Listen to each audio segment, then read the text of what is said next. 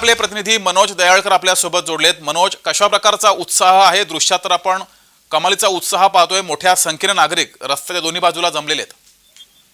नक्कीच जगदीश, आपण पाहिलं तर 2024च्या लोकसभेच्या निवडणुकीला सुरुवात झालेली आहे आणि आपण पाहिलं तर सर्वत्र ठिकाणी पंतप्रधान नरेंद्र मोदी प्रचार सभा घेत आहेत, तसेच रोड शो करत आहेत आणि पहिल्यांदाच आपण पाहिलं तर मुंबईमध्ये नरेंद्र मोदी यांचा रोड शो होत आहे आणि आपण पाहिलं तर यासाठी महायुतीकडून मोठ्या प्रमाणात शक्ती प्रदर्शन हे केले जात आहे आणि आपण पाहिलं तर या रोड शो मध्ये आपण पाहिलं तर मोठ्या प्रमाणात ज्येष्ठ नागरिक असतील, तसेच लहानांपासून जे मुलं आहेत ते देखील या रोड शो मध्ये सामील झालेले आहेत आणि सर्वात महत्वाची गोष्ट मध्ये या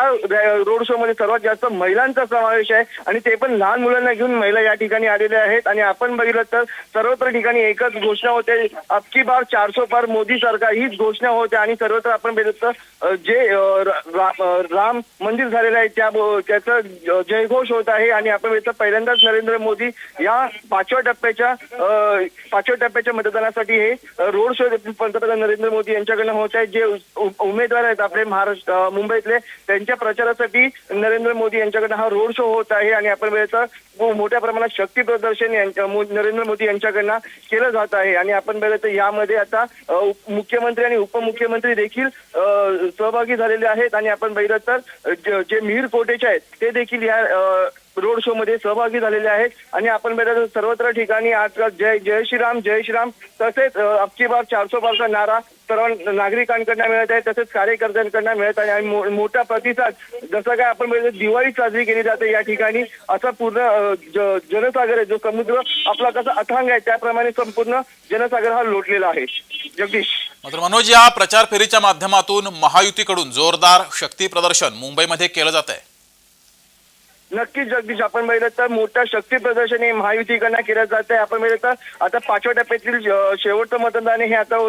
काही दिवसांवरती आहे, 20 मे रोजी हे मतदान होणार आहे आणि या ठिकाणी मोठं शक्ती प्रदर्शन आपण पाहिलं महायुतीकडनं केलं जात आहे। पहिल्यांदाच मुंबईमध्ये पंतप्रधान यांच्याकडे रोड शो केला जात आहे आणि आपण पाहिलं या ठिकाणी मुख्यमंत्री आणि उपमुख्यमंत्री देवेंद्र फडणवीस देखील या ठिकाणी सहभागी आहेत आणि आपण पाहिलं तर जे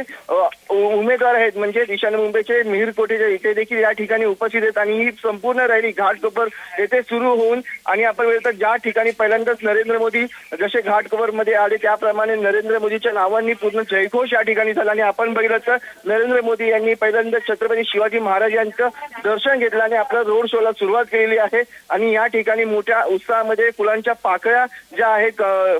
गुलाबाच्या त्या संपूर्ण नरेंद्र मोदी यांच्यावरती वर्षाव झालेला आहे आणि आपण बघितलं संपूर्ण ठिकाणी नरेंद्र मोदी यांच्या नावांची जयघोष होत आहे। जगदीश, मात्र मनोज, या प्रचार फेरीबाबतच्या आत्ताच्या अपडेट काय आहेत? प्रचार फेरी आता नेमकी कुठे पोहोचली आहे? किती वेळापूर्वी सुरू झाली आणि अजून किती वेळ लागेल? नक्कीच जगदीश, आपण बघितलं तर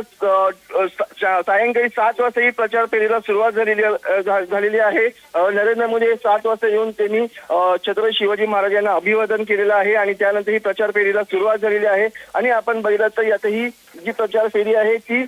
पुढे सरकत गेलेली आहे आणि आपण बघितलं तर प्रचार फेरी आता जे